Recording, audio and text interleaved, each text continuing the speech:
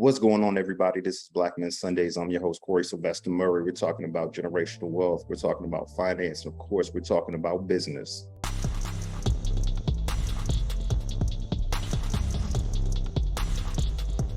And before we introduce today's guest, my man, Eric, please tell us who you have for our Black Men Sundays spotlight. Hey, thanks a lot, Corey. The person I have today that we're going to spotlight, this is a cat that was kind of overshadowed because of the passing of Queen Elizabeth. And I just want to talk a little bit about Bernard Shaw.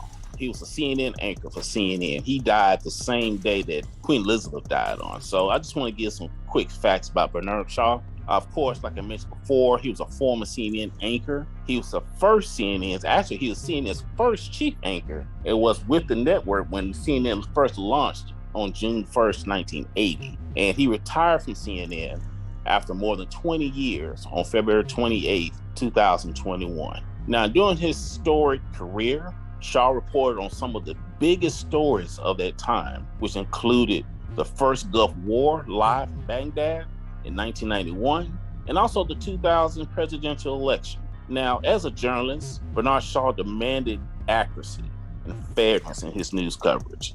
He earned the respect of millions of viewers around the world for his integrity and his independence.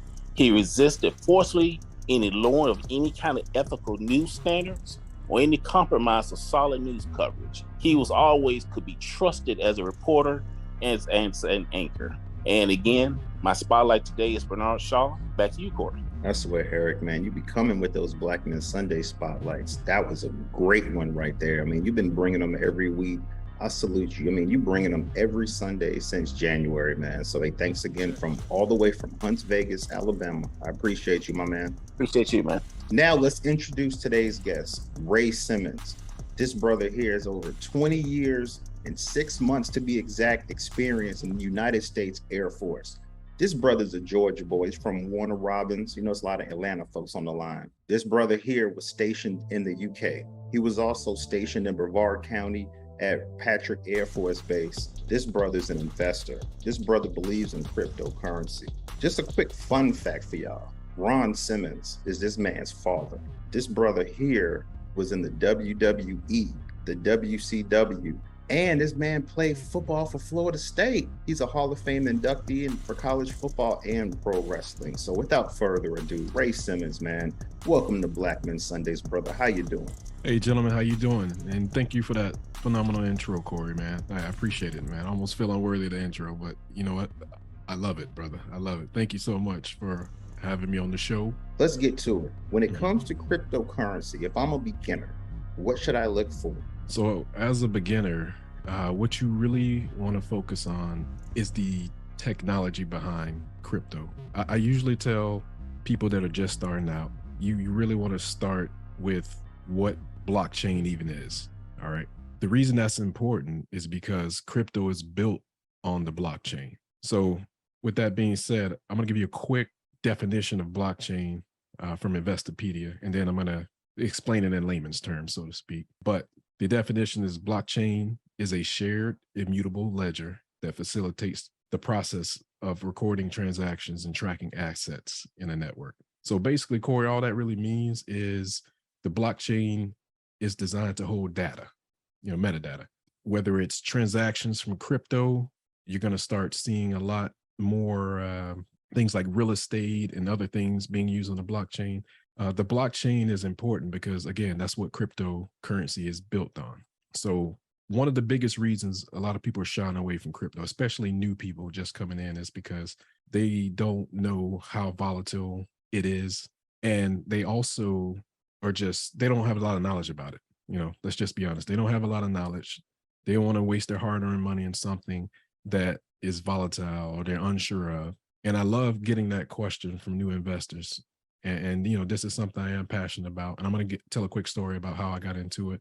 But I would advise everyone who is even considering investing into cryptocurrency to look at blockchain and what it is and what it can do. So I won't go into deep dive into that, go down the rabbit hole with the blockchain, but that's very important. I usually tell first-time investors, just look up what a blockchain is. You can YouTube it, figure out exactly what you're going to be dealing with first. Moving on to cryptocurrency. Crypto was built on the blockchain. So to simplify it, I tell a lot of people, think of the blockchain as the internet, right? And cryptocurrency is built on the internet, just like websites are built, on our actual internet we use. So whether you're talking, it's all code, whether you're talking JavaScript or Python, whatever programming language it is, these languages are coded to work on the internet. And it's the exact same thing with cryptocurrency and the blockchain. So one thing I really want to talk about when it comes to cryptocurrency is I want to break it down exactly, like my mythology and my method and strategy of how I search and research different crypto coins. In saying that, what I want to do is just walk everybody first, like I said, through a little short story, and then I'm going to talk to everyone about my strategy, how I research, how I invest, because it may be different for you, Corey, you, Commissioner Scott, you, Eric. You guys may have a totally different strategy. But first, let me start off with a really funny short story of how I even got involved. So I started investing in crypto specifically in around 2015, 2016. I knew about Bitcoin. Bitcoin's been around since, 2009, 2010 era. And I was playing around and I found this site called CryptoKitties. As silly as it sounds, it was my intro into cryptocurrency and basically getting a feel for it and what it is and what it means. So basically cryptocurrencies was a website that you can go to and you would literally purchase these virtual cats and you could breed them and you could, all these different attributes for all these different little cats. It sounds hilarious because it is hilarious. I didn't know, however, how that was going to be setting the foundation for how I would start investing and learning about crypto myself. So I found this website and basically I was like, it's kind of silly, but it's kind of cool at the same time. And you actually had to transfer American dollars into Ethereum, which is one of the OG cryptos as well as Bitcoin. So basically I had to transfer this money from USD to Ethereum and purchase attributes or purchase these cats. I purchased two, I'm breeding them. Like I said, it just sounds like some silly game. And the first thing I did was I told my wife when she's walking in the room, she's like, "What are you doing?" I said, "Oh, this is this crazy new technology, deals with crypto and it's CryptoKitties, and I'm buying these cats and I'm breeding them." And the more I went into detail about what I was trying to do, the grin kept getting bigger on my wife's face as I'm trying to explain it. So I'm like, all right, you know what? Maybe this is something I should have kept to myself and not said out loud. It seemed kind of silly at the moment, right? So turns out, like I said, that website laid the foundation for a lot of what's happening right now in the crypto realm, as far as people looking at the metaverse and different other routes of crypto. So that was my first experience with crypto. And actually for about a year and a half, I was almost embarrassed, man. And I was just like, all right, this is kind of silly. Like, let me focus on, the military. Let me focus on my job. I was just looking for, the rabbit hole, so to speak, to dive down into to learn about it. So about a year and a half goes by, and I, start seeing more things about Bitcoin. And so I got back into it. I started reading a little bit more and I started researching a little bit more and trying to understand it. And this was around probably 2016, 2017, when I really started investing kind of heavy. And I just didn't dive right into it again. So what I did was I had a certain strategy of how I research crypto, and I can share these tools with the listeners and you guys as well. But it's all public knowledge. But for me, what I would do basically is I would find a specific crypto, and there are two main websites that I use mostly to research crypto. Anybody can use them. One is called coinmarketcap.com. And there's an alternative one I use called coingecko.com. And you can find any crypto in existence with these two tools, right? So, once I discovered, CoinMarketCap, I started looking at a lot of these different cryptos, and that's like, it's a lot out here. It's a lot of confusion. There's a lot of different fundamentals that each one of these crypto coins had. So how do I differentiate between what's real, what's not? Because there are some people that think crypto is just fake, made up money, right? And I'm going to talk more about why it's not a little bit later. But basically, my strategy, like I was saying, is I would look up this coin. First thing I would do is I would look and see if they even have a website available. If there was a website available, I would look for something called a white paper. So let me just break down real quick exactly what a white paper is. So a white paper is basically will give you the entire vision, a laid out roadmap of exactly what this crypto entails, what it's trying to accomplish, whether it's real world or some metaverse fantasy world that is trying to blend into in the crypto space. So I look at the white paper. I look for a few things. One of the things that I look for is who else is investing in this crypto? What other big companies that are around in existence today, what other big companies are investing into this project? And, for example, there's one company called Sephora, not the actual company that does makeup, but there's another Sephora, and Sephora invests in a lot of different projects. If anybody's ever heard of them. So I see Sephora. All right, that's a total company that I'm used to. I've seen it around. I kind of know what they do. And if Sephora's money is good enough, then I feel that's one box check, right? So I look at who else is investing in this. What is your timeline? Do you have any social media that I can follow along with that explains what you're trying to do within your timeline? So that's one method. Just following the money, right? And you always want to look at fundamentals. Like I said, a lot of these companies and a lot of these coins, even though they're not big right now, they're working and doing mergers and they're working with major companies that we're used to seeing and hearing about, right? So, again, that's just one strategy. That's just one reason that I try to explain to people, like, hey, listen, you need to really understand the fundamentals of this project before you put your hard-earned money into this. And for me, at least, that strategy has worked pretty well. One of the first, besides Bitcoin, one of the first cryptos I ever even invested in was this company called StormX. A lot of people still really haven't heard of it, but basically what StormX was doing is they partnered with a lot of companies that we already spend money with. Example, Samsung, Under Armour, eBay, all these sites, or all these companies, they actually started to work with, and you could purchase Samsung items from the StormX website, right?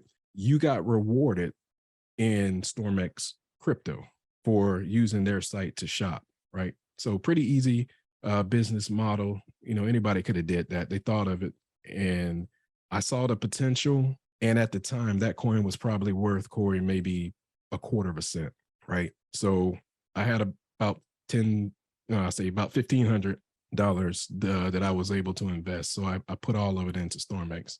When you're investing, you always want to only risk what you're willing to lose. And that's with stocks, crypto, Vegas, whatever. So your hard-earned money that you work for, you want to make sure it's going to a place where it's going to actually work for you, right? So StormX just sat, dormant for months. And I would say about 4 months in, they were the first crypto company to sign a major deal with the NBA. They actually signed a deal with the Portland Trailblazers. And their logo, the StormX logo, is actually on the Trailblazers jersey. So with that news, that kind of skyrocketed the price of that specific crypto coin from a quarter of a cent. I believe it went up to about 21 cents, right? And my threshold for that specific coin at the time, that StormX coin, I was like, all right, let me see if I can at least get 1 million of these, right? So that way, if this coin even hits $1 in the future, I'm good. I got a bag, right? So that was my one strategy. I always had a threshold of where I would stop investing and say, okay, this is enough for this project. Let me move on to something else. I don't want to put all my eggs in one basket, right? You always want to diversify.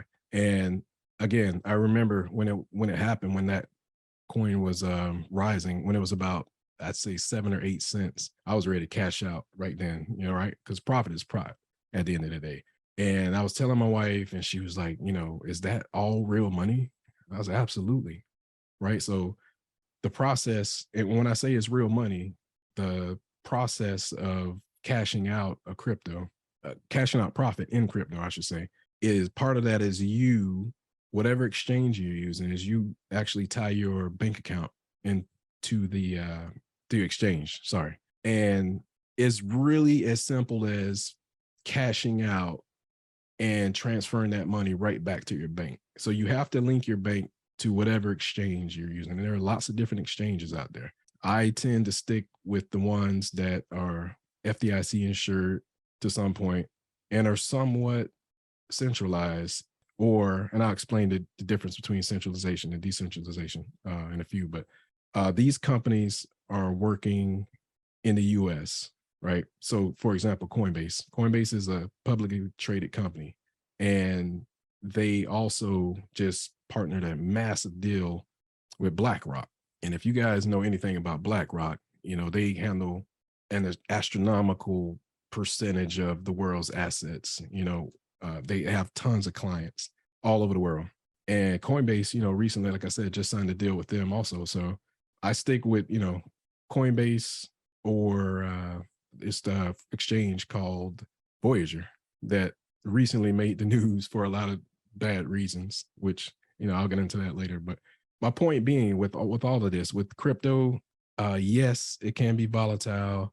Yes, you can make a lot of money. But the important thing is, for any cryptocurrency you're investing in, are the fundamentals of that project.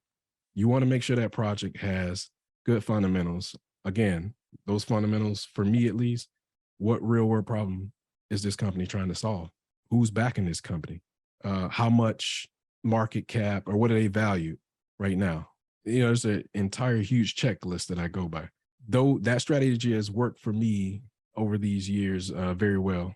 And like I said, again, just researching, understanding the science or the technology behind blockchain will definitely make this a lot easier if you start there, at least. So I'm just kind of curious, man. You started out with the kitties. I just want to hear some numbers when you started out with the kitties and what you cashed out on those, because I felt like you told us about it, but I felt like it was funny at first, but I'm kind of like, I feel like you came up off the kitties. So I want to hear, Sure. when you first started with the kitties, how much you put in and how much you cashed out. To be honest, Corey, I put in, I'd say about $500 to start. So again, I really didn't understand the technology at the time enough to really long-term continue to put money into that. So I ended up cashing out, and I ended up making about 10 grand from cashing out So, and I said, okay, there's something to this, right? I don't fully understand the technology fully yet behind it because it was still early, but I'm drawn to this, and I know there is something to investing in this space. So again, like I said, I started researching, I started looking more at Bitcoin, and I was like, man, I missed that boat, right? When at the time, I think Bitcoin might have been like $8,000, right? And I'm like, I missed that boat, man. I could have, simply invested, $500 a month, dollar cost average into that, right? That would have been the smart thing to do. But that mentality, right? I self-sabotage and talk myself out of probably making an even bigger profit than I could have. And it was a lesson learned, but at the same time, I was learning so much more in the crypto space about different projects going on. Again, like the difference between centralized and decentralized. I was like, so what's the difference? Like, what does that even mean? And we know that centralization basically is controlled mostly by one or a few entities, such as the U.S. Treasury, right? Or, our government, right? It's all centralized. Every dollar bill that you spend, that you use is tracked with a serial number, and your bank knows about it, right? Your bank is tied into, other branches, which all leads to you know, the big banks and, you know, all the way up to the treasury, right? And I tell people, cryptocurrency is actually similar to the processes we already use, whether you know it or not. And what I mean by that is basically whenever you're dealing with crypto, whenever you purchase a crypto, whenever you transfer money from A to B, from me to you, me to Corey, if I were to send you Bitcoin, $10 in Bitcoin, what happens when I send you that $10 is that transaction is logged onto that blockchain that I was talking about earlier. So that blockchain, which is a public ledger, you can actually use a blockchain explorer basically with which is something where you can put your transaction ID in from that transaction, and you can trace that until it reaches its destination. Now, when we're talking about, again, the blockchain and doing all these transactions and stuff, I tell a lot of people to not overwhelm them, that you really don't need to understand the full science behind how this technology works. It's great if you have an interest in that. However, you don't really need to know all the ins and outs of how this system works. You don't have to know. Think about it. How often do you think when you go to the ATM or you do a transaction or you send somebody money through Cash App or, you know, whatever, you don't even think about the process that's happening in the background, right? You know it works. You know that I can send money to this person and they're going to receive it. This person can send money to me and I'm going to receive it. I know it works. I don't understand the full science behind how it works because it's really not that important to a lot of people. And I try to explain crypto to people in the same way when I tell them, like, hey, me personally, I would want to know like what the blockchain is and how this whole thing works before I invest a penny in it. However, there are some people you can tell, Dogecoin, you know, that's a really popular one. Absolutely no real fundamentals at all. But as soon as Elon mentioned anything about it, you saw the price of that coin surge, right? People started talking about it. And when people started talking about it, people started trading it. That brings what? That brings liquidity to that specific project. So one thing I will say without getting off topic, when it comes to the volatility, because that's the big elephant in the room. That's a reason a lot of people don't really even deal with it because of the volatility.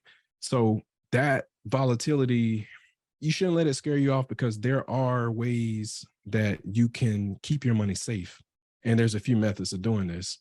One method is called a stable coin. Basically, what a stable coin is exactly how it sounds when you break it down. That stable coin is usually pegged to the US dollar and it keeps its value. So $1 is equal to one USDC coin, which is one example of a stable coin. There's a company called Circle that built the USDC coin. So, and you can look this up, for every dollar that you transact using USDC as a currency, that doesn't move. So what that basically means is if you deposit $5,000 from your bank account to your crypto account, whichever exchange you're using, and you transfer it into USDC, or you transfer it as USD, but once it gets to exchange, you want to purchase USDC. Well, why would you want to purchase USDC if it's already US dollars into the account? Unfortunately, you can't transact with US dollars on exchanges. As far as you can buy, but you can't send American or fiat to another person using a crypto exchange. You can send that person crypto. You can send that person USDC or Bitcoin or whatever you want. You receive it, you can sell it for USD and transfer that USD back to your bank account. It's really that easy. But again, a lot of people don't know about stable coins either. And what banks are doing right now is they see those stable coins as a threat, and the banks are trying to create their own currencies. You can look this up, central bank digital currencies, CBDCs. The banks, they see crypto as a threat. They see Bitcoin as a threat, and not a threat as it's going to take down the entire monetary system, right? But going back to what I was saying with centralized versus decentralized, crypto is decentralized, basically meaning you're cutting out the middleman. Me sending Bitcoin to Corey, I don't need to go through another bank or anybody else. There doesn't need to be a middleman. So me transferring money from one person to the next is that simple. It's a peer-to-peer network. That's what makes it interesting. The guy who created Bitcoin, and nobody really, he has a alias, Satoshi Nakamoto. That could be one person, that could be a team of people. Nobody ever knows. But what that person or group did was they took a technology that already existed and they capitalized off of that technology by using the blockchain. Again, it comes back as a transaction system, right? The blockchain has been around. I think it was created in 1991. So it's been around for a while. We just really haven't utilized it much, but it's a very effective and safe system to use. And some may say, well, how safe is it? How is it safe? What's stopping somebody from taking my money that I have invested from my crypto account? And again, I tell people, you got to go back to understand what blockchain is. Basically, it's data or metadata built into blocks. Once that block fills up, a new block is created. But here's the thing. Any transaction that you made in that previous block, there's a transaction ID that's moved over to that new block as well, with something else called a hash, which really isn't important right now. But if you guys want to look that up, a hash is basically how much energy this whole process is using, right? So the blockchain is basically multiple computers, all interlinked, that are doing these transactions for us. And these computers belong to actual people that get paid in crypto to use their computers to not only mine, but to validate a lot of these transactions. So if someone were to try to hack into your, somebody were to try to hack into the blockchain, not only would they have to hack that specific block where your data in that transaction existed. Like I said, that transaction ID goes on to the next block once it's full. So that means they have to go and hack the next block and the next block. So it's a daisy chained block system, right? I don't want to overcomplicate it a lot. It's literally a system set up to hold data, right? And not just currencies or transaction data, any type of data. So it's really interesting and unique technology. Like I said, it's been around for a while, but we really just haven't utilized it. And crypto was one of the first things they decided to use on the blockchain. This is Commissioner Scott from Atlanta, Georgia. Corey has Black Men Sundays. I got a company called the National Engineering League, right? Say if I wanted to come up with a National Engineering League coin, right? How could I increase the value of the coin or give the coin value, period? Like, how do you do that? Say you have a business idea, or you already have a business, and basically creating these coins, creating these currencies, you can literally, and this is part of the problem with having unlimited, reigns as far as creating currencies, but you can create a currency of your own in less than 30 minutes. It's not that difficult to do. However, how you are going to monetize from your specific, let's just say, Commission, you created a specific crypto coin for your company. Why would people want to purchase your coin? There has to be some type of incentive. There has to be some type of goal of why should I purchase your coin, Commission? You can build your coin, and for every person that purchases your coin, there has to be an incentive. So you can say, hey, you purchased this coin for $100. When purchasing this coin, what you're going to get is 24/7 support from me, along with you will own maybe 1% in my company. I'm just throwing stuff out there, but you can literally tokenize and monetize your business as a token, as a cryptocurrency, where people can actually invest in your company, which is where you get the value from. You're building that liquidity from all your other members that are purchasing the coin, that's backed by your company. But there has to be some type of reward or incentive for your clients in order for them to believe in your coin. I say that because like I said, it's so easy, and there's so many there's thousands of crypto coins out there right now, nowadays. And a lot of these coins are trash, worth nothing. Some of them are even scams. which is why I believe it kind of goes against the whole decentralization idea. But at some point, we're going to have some type of regulation in the crypto space. It's inevitable. It has to happen.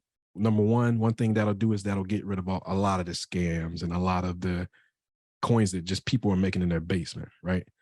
Which would highlight, your coin specifically, because you actually, you would be able to register at some point in the future, your company, and, it'll all be legit. So like I said, part of that problem with just being able to create a currency out of it, like anybody can do it. And then when somebody's reading that white paper, right, that we're going back to that white paper, that was the paper that gives your vision, layout, a plan of everything you're trying to accomplish. That's what people are going to want to see, right? If I went to your website and I didn't see a white paper, I'd be a little skeptical, right? But if you had everything broken down, here's my mission, here's what I'm trying to accomplish, this is what you're going to get out of it if you decide to invest in my coin. And it's really that simple, brother. That's how a lot of these coins that are out now build liquidity. Another thing they do is they offer a higher percentage, right? Quick example. Let's just take Coinbase. A lot of people know about Coinbase. For a while, Coinbase was offering a percentage, annual percentage on USDC, that specific crypto. Now we know USDC is a stable coin and it's safe, owned by a company called Circle, which are audited to make sure that they have every dollar that a person tries to transaction. They have that in their vault, in their bank. They have to have it. They get audited for that. So we know USDC is legit. And so, again, what happens with those types of coins is they offer percentages. You take your $5,000 and you deposit it into Coinbase. You then convert that $5,000 into 5,000 USDC coins. However, you're getting an 8%, way less now, but at one point it was 6 to 8% return just for keeping your money in Coinbase in that specific crypto, which gives that company, Circle, liquidity. They're essentially like a bank. They're replacing your bank pretty much, except now you're getting a 6 to 8% return versus what banks give you, which is, less than 1%. So that's one way of pulling in clientele and offering, like I said, certain incentives for those people trying to invest in your specific coin. It's going to take, a lot of advertising, maybe some liquidity, people buying into it. And most of these crypto coins are built on a specific ecosystem. And not to confuse everybody, but there's not one single sole blockchain. There are multiple blockchains that are built on the blockchain, if that makes sense. We'll use another example. There's a coin called Cardano, right? CEO is Charles Hoskinson. And this brother he's done TED Talks. He's been on news outlets and everything else. So Cardano has its own ecosystem that it built, its own blockchain. So when I say ecosystem, basically that's just another word for their own blockchain. So you can create a blockchain on top of the blockchain. Just like with Ethereum, the blockchain, most people aren't building blockchains on Ethereum because Ethereum is its own blockchain. But you can have a blockchain built on top of the blockchain. And when I say the blockchain, I'm talking about the OG 1991 system that was built. They're building on top of that. It's equivalent to all these blockchains are is code, right? Ones and zeros, just a bunch of code written on the blockchain. So we use the term data mining a lot, and we had a former guest, Lynn, he came on, Lynn Gilmore, talk about data mining as well, right? So are there opportunities for, say, a teenager that is bored and wants to make some money? I mean, could they build their own computer and then be able to just, have their computer making them money while they're asleep? And, what are the requirements of that computer if there was to do something like that? Yes, to answer your question, short, yes. However, they can build these computers. These computers consume a lot of processing power, right?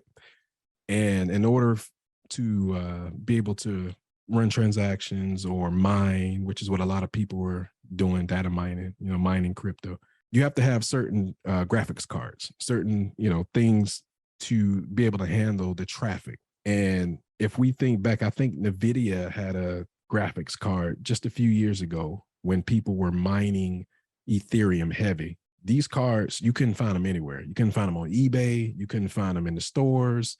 There was literally a market where people were selling these $500 to $700 graphics cards for $3,000 and $4,000. It was a supply and demand issue at that point because people were using them again to mine, which again, that mining requires a lot of processing power, so you have to have the right hardware in order to mine with a lot of these different type of cryptos. Because a lot of kids are asking me and just trying to get the information so I can take it back to them. Maybe they can figure out how to make them some money on the side instead of doing other things, if you know what I mean. So oh, absolutely. It's money out. It's when I tell you guys it's money out there in the crypto space, I'm talking the entire crypto market itself has a market cap, right? It's over $1 trillion. So like, trillions, or I should say just over 1 trillion. And it's bouncing a little bit below 1 trillion because of the type of market we're in right now. In crypto right now, we're in a quote unquote bear market, which started around September of 2021. And basically this cycle, these things happen in cycles. This cycle could last, on average, they were every 4 years, right? So within that 4-year time period, people would just accumulate and start building, waiting for the next bull cycle to begin. And that's kind of where we are right now. We're in that bull market. The only difference, at least in my opinion, I don't think this is going to be a very long bull market because of the people involved. Because now we have banks, hedge fund owners, BlackRock, JP Morgan, tons of big companies. They're all in on Bitcoin at the moment. These same companies 3-4 years ago that were talking mad trash about Bitcoin and how it's only used for illegal activity and all these sorts of things. Not saying that those things were not happening on the black market. However, it's a major deal right now. Bitcoin has about, I think, 21 million coins in existence, meaning there's a finite amount. No more will be made after that. That gives it value because there's a limited supply and there's a lot of demand for it. So on top of that, every 4 years, Bitcoin does something called a halving, where they cut those blocks in half from the blockchain we were talking about earlier, which should, in theory, increase the value of Bitcoin even more. So this is the time to be accumulating and building, preparing ourselves for the next cycle, which is, what I've been telling people. Since I started, like I said, in 15, 16, I made money in this past cycle because I had been accumulating for a while. And that StormX token I was talking about earlier, just the profits from that, were enough for me to give myself a really nice cushion. I purchased a Tesla and, I'm one of the few NCOs driving around the base in a Tesla, and they're looking at me crazy. They can't figure it out. Like, what, how's this young NCO able to afford something like this, man? Like, and I'm an officer, it's been around for, it comes down to investing. And like I said, between crypto, between stocks, different type of, funds, mutual funds and indexes and stuff out there. I do a little bit of it all. I just really got back into trading. I used to trade as well as a day trader, and I kind of was gambling because I didn't know as much as I thought I did. And I met a brother who I consider a mentor by the name of Eric White. And he kind of took me under his wing and he showed me the proper way of trading, the way the banks do it. What I mean by that, especially when you're dealing with markets, a lot of people don't really know that there aren't hundreds of people on Wall Street on that floor, like it used to be decades ago. Those guys work for a limited amount of hours, and they have bots and stuff now that are handling the rest of the transactions and stuff once the markets and stuff are closed. So it's, once you learn how to play the game like the banks do, example of that is just learning what consolidation is and how the banks are also in the markets as well, the same time you are. and they're just waiting for moves, right? These banks, they can't make major moves without wrecking the market, right? So they have to slowly, plant seeds, so to speak, while everybody else is accumulating, and then they'll make one big move. And if you ever look at a chart, or if you understand anything about chart analysis, you'll see this massive candle, this big jump. That's not retail investors like me and you. Those are the big dogs. Those are the banks, the hedge funds. They're moving, making setups and moving money that way, right? And like I said, what my brother Eric did was he made me see it from a different viewpoint. And he was like, you have to trade or start thinking and trading this way. One thing I do want to talk about is the importance, not just with crypto, but also when it comes to stocks, when it comes to investing in general. I grew up in a household where none of this was taught, right? This was all me going out and learning this and researching and just networking with lots of different people that were already doing this, right? And there's nothing wrong with that. And, then, like I said, the important thing is, in my opinion, at least, is passing this information on to our kids, teaching. This is not something they're going to learn in high school, maybe not even college, depending on what their major is. So it's up to us, man, to change the dynamic to create that generational wealth that we talk about. And when my daughter was 15, I let her start trading on an old Robinhood account I had. I introduced her to the game at 15 years old because I thought it was important, and I knew that it would be useful to her in the future, right? And that goes with everything from investing to teaching them how to handle credit properly. And if they want to start, a business up at some point, you're going to need business credit in the future for that also. So just having that conversation, those conversations that we're just not used to having with each other, those are the types of conversations that we have to have, or we're going to get left behind at the end of the day. The world is changing fast. We're moving more and more towards a digital currency and a digital, a lot of things are going digital. AI's, taking over for a lot of jobs. So we just got to stay ahead of the game, There's a lot of brothers that I know that lost a lot of money in Bitcoin. They didn't take it out. When we were in the bear market, a lot of guys lost a lot of money. I had a brother call me, man, I hope you took your money out of that Bitcoin. That's not real. So for the brothers that don't believe in crypto, they say that's all fake money. It's not real. What do you have to say to those brothers? It's 100% real money, right? I can attest to it's easy to cash out that Bitcoin. So the position we're in right now, a lot of people bought when Bitcoin was at its all-time high, which is what a lot of people do. They see it moving, and then there's this terminology called FOMO, fear of missing out. And they want to throw a little bit in there. But usually when people do that, it's when it's running. So there were some people that bought in at Bitcoin when it was $67,000 value, right? And if they bought in around November 2021, it's been a decline ever since, right? So right now they're holding the bag, which is just a timing issue. They entered the market at the wrong time without doing the proper research.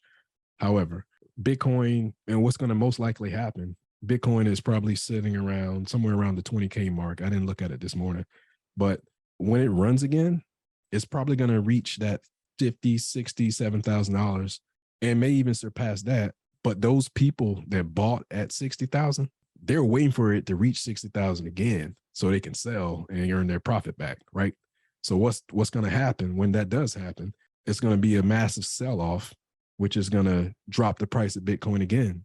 So we're going to be in this almost yo-yo of a market with Bitcoin for a little while, at least until the big dogs, the banks, the hedge funds, until they decide to throw even more into it, which they're already doing. But for most people that I talk to, Bitcoin is, if they're only investing in Bitcoin, it's only about 5 to 10% of their portfolio, right? Which is a conservative percentage. You don't want to throw your life savings into anything, but 5 to 10%, if you're throwing that in crypto, I think in the long run, it's going to benefit you way more if you're just patient. It takes patience. Just like buying Amazon back when it was $7, a pop. Who thought it would have turn into the monster it did.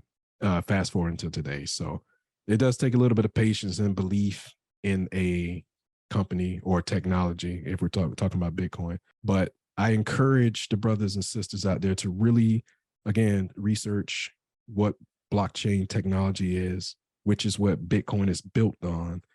And once they can understand how safe it actually is, even though it's volatile, the safety behind blockchain and crypto in general is the future.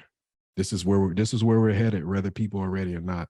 Be honest with you, brother. This is, a lot of people hold off out of fear, or they just don't understand it. So I encourage all those people that feel that way to really dig and try to understand the technology and try to understand Bitcoin and follow the money.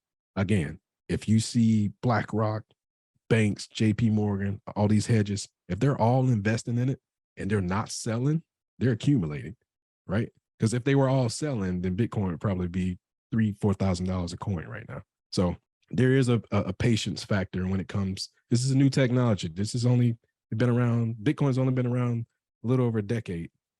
Just have patience, research, learn the technology, and I promise you, Bitcoin is not going anywhere. There's too many people invested already. Like, besides retail traders, big dogs. It's too much money in the space at this point, and they're just continuously pumping more money into it and building even more. It hasn't even slowed down.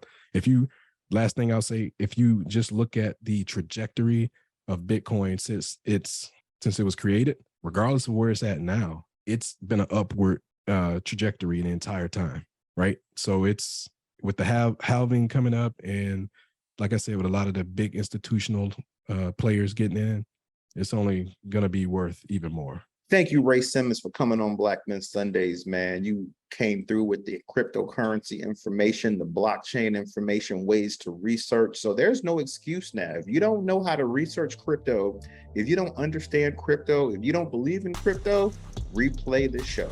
Rey Simmons, thanks for coming on Black Men Sundays. Brother, did you have a good time? I had a great time, man. Again, I appreciate you so much, guys, for having me on the show and being able to spread the word about cryptocurrency. And it's been an honor, and look forward to one day being back on the show, maybe, man, to talk about it some more. Check.